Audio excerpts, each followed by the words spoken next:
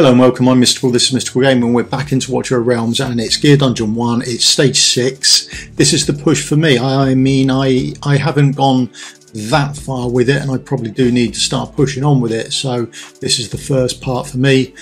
Nothing great in stage 6 to 7. Highly required champions, or highly recommended champions. I've got all of them, which is nice, although I think there's other champions in there that should be used.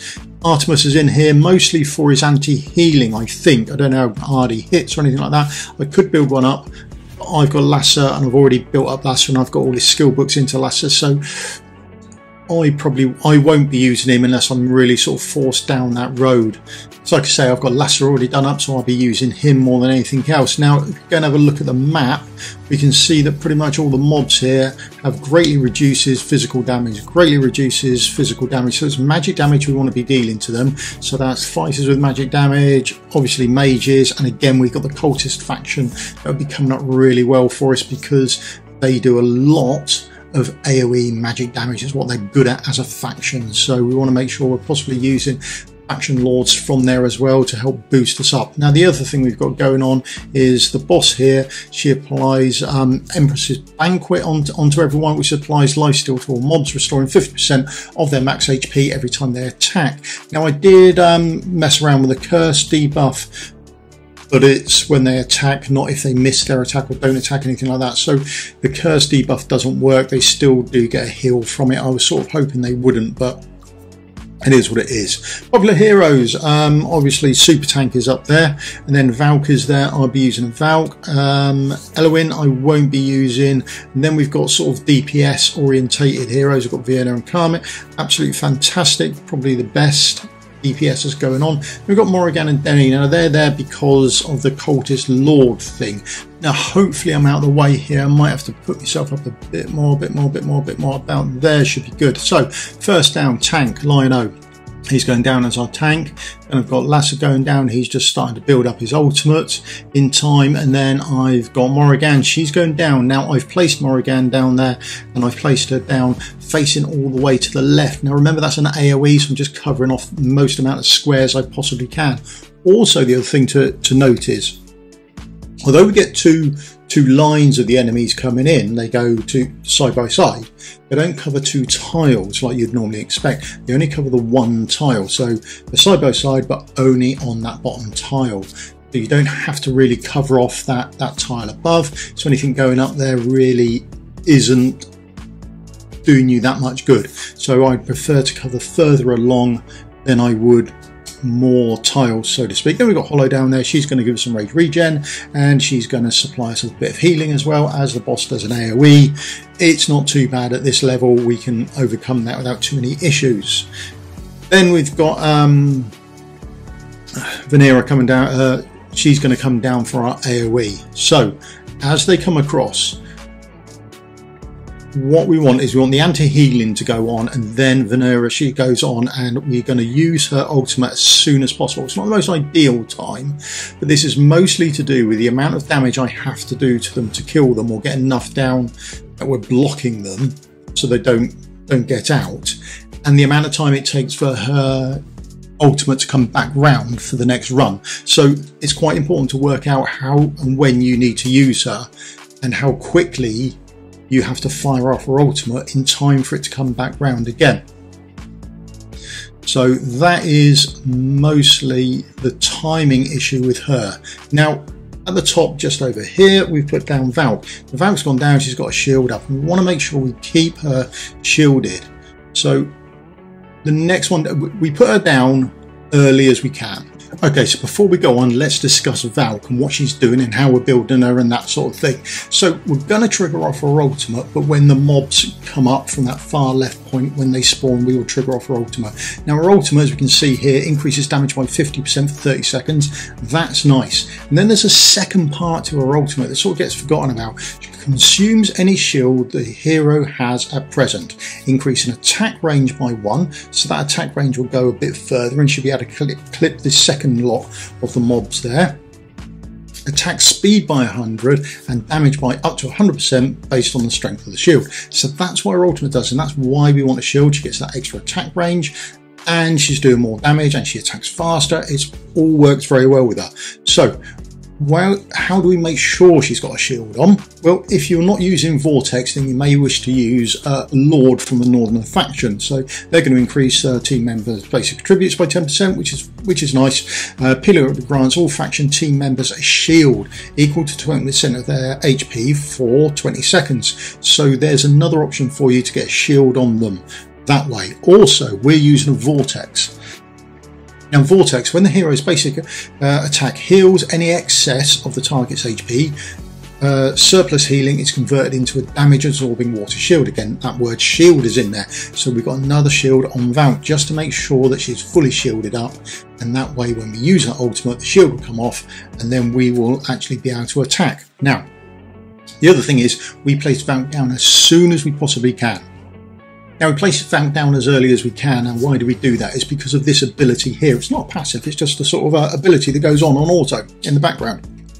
Sword of Victory. So it's a 14-second cooldown, and it increases attack by 5% every 14 seconds, up to 8 times.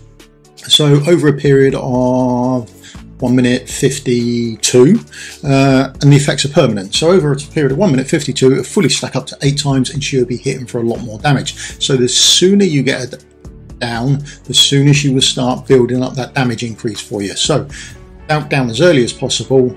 So when you kick Valk out, I've gone straight attack on top, middle and bottom, and that way I've got more attack on her, and that percentage, that 5%, gives me more attack I can put on her as opposed to using 2 attack and a crit damage piece. So that's how I've kitted her out, but we'll have a look at the kit at the end. And that is why. It's because Valk can benefit from all of these options, and that's what she's doing there. Right, so now as we go on with the fight, we've got Hollow just about to come round, and she's going to trigger off her ultimate. There's Valk's ultimate triggering off there. We've got that extra range. She's used up her shield. At the bottom, there we go. We've got everyone's ultimates just coming round. We can just about get Lasser off, and we can just see Vanera's got hers ready to go. So we can actually get hers off now, and that's why we've had to use it early on the previous run, so it comes round available this time, but you'll have to manage your ultimate with her. And then lastly, we're placing down Dahlia now. Now look at the range. This is absolutely awesome. She comes all the way through. By the time you've got to this point in the fight, I think you're pretty good to go. She's absolutely awesome. Remember, she's also going to slow those targets down as well, which is just going to take them longer to get to you, which means they won't attack, which means they can't do the heal. It just snowballs your job for you to make everything a little bit easier. So where are we now? We're about coming up to halfway through the fight. So once we've got to this point, I think you're in a relatively good position. Everyone's pretty much got their ultimates ready to go. So we don't have to worry about things like that too much. The only downside was Morrigan, where she's had to use her ultimate as the archers came down. That's a bit of a blow, but we've still got a bit of time. Now, Valk is still going up there. Now you see her damage increase. The damage is now at 112,000. It was at 70 something, and she's now up to 112. That's because the time she's ticking away. Remember that ability. She's up there, and she's got that ability ticking off in the background. That 5% attack every 14 seconds. Okay, so she will be doing more and more damage every time. Here we go. Ultimates go. Anti-healing gone. Execute done. That's everyone out of the way. We've now got Hollow there. She can actually give us some rage regen, so we can start getting everything back. Now, if we have a quick look, and quickly press pause. Now, the people at the top and the people at the bottom are on the same timer. Now, this is really good for us. So when they come round next time, we've got a whole row there of Cursed Blossoms ready to go. So absolutely fantastic for us. So as they both approach now, then we can trigger off our ultimate and start getting those Cursed Blossoms off and running. Absolutely fantastic. We can hit everyone as we go down through. There's the ultimates going off just in time for the anti-heal to go off, and then we can execute. Hopefully, there's the execute. Everyone's dead. We're absolutely fantastic. Valk's still up there. We've just triggered her ultimate. And now what's she hitting for? 127, 125 and 127k. Absolutely brilliant. That's the run done. And that's because at top lane, we built everything around for Valk so she can actually reach and execute those mobs for us. Okay, so bear that in mind. First time clear, so we get around a little bonus there. And that's pretty much it. Next push will be on to stage 7. I think that's going to be a little bit harder. There's also new abilities. I don't think we have to really worry about those too much. I think the groundwork that we've got with the team that you've got are good. So it's just a matter of gearing them up. I might have to do a bit of gear farming, and I might be gear locked, but we'll have a look and a little play. So hopefully by the end of the weekend we get stage 7 done, because we do want to get that done and dusted. Right, let's go and have a look at the champions and check out their gear. Okay, so here's the gear of the champions. Then it's not fantastic gear. I mean, here's the left hand side. There we go. Deadly aim piece, 2 pieces of, absolutely brilliant. I got that from, I think that's from the story. I think it's a reward for the story. So it's rolled well, and I keep using it. I'm sorry, I do. There we go. Other than that, we've gone attack, and then attack percentage coming down. Who else we got? There she is. Absolutely love this champion. I think she's awesome. Oh, sorry. Artifact wise, she's got artifact for AoE damage, so that's a plus. I don't think I've got Tier of Twilight high enough, so I've gone with this instead. She's got her exclusive on, Dahlia, and then her skills aren't all done, but they're pretty good. And then gear wise, I absolutely love her. So she's going relatively quickly. Loads of crit damage, and her crit rate is up there as well. Her attack isn't as high. Then coming down, we've got Morrigan. She was just up there because she was a Lord as well, and she does some AoE, which is nice, so that works out very well for us. Gear and artifact, she's got her own one. I got her exclusive, which was nice. That's worked out well. Here he is himself. There's the artifact he's got on. His skills aren't all done. I thought I had his skills all done, so I'll have to maybe look into that. So there he is. Now, I generally swap his artifact around depending on how much rage regen I need with him and that sort of thing, so bear that in mind. Healer wise, I used Hollow, but use any healer you feel comfortable with. Again, skills are all done, should be fully awakened up, and the artifact on her, I had this one, which is odd. Don't know why I had that one on. There you go.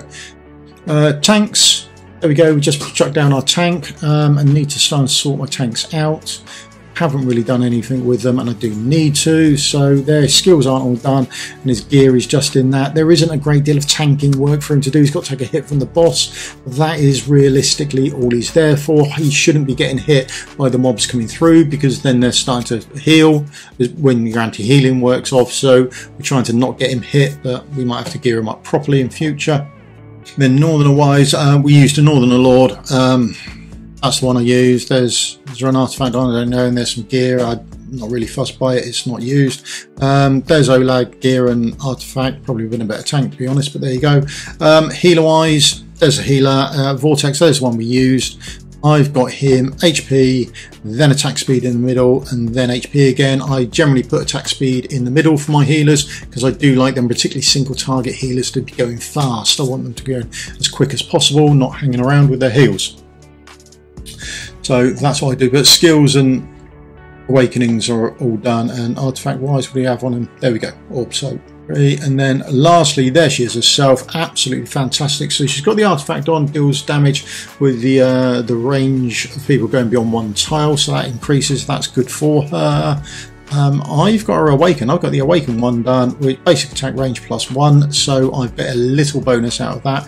If you haven't got it, she will still hit as long as you've got that shield on. She'll get that basic attack going forward, so bear that in mind. And then gear, I've gone with Calamity to up her attack by 25%, and then, like I said, it's attack bonus, and attack bonus. And then I've just been looking for, obviously, crit rate with attack bonus, and then if it's got some crit damage on, that's fine. I'm not gonna not want it because it's got crit damage on, but I'm mostly after attack for those abilities, because I want to have more attack as a larger pool for a bigger percentage coming off. Okay, so that's what I've done. Now on to push for stage 7. Let us know. Hopefully this is helpful for you. How are you doing in Gear Dungeon 1? And again, I'm still not going to be using anything in the Forge and anything I get from the Gear Dungeon, because I don't know if the update is going to include the update for the Forge and the drop rates and the new tier 3 items. So I'm holding on to my stuff, but you do you and what's good for your account.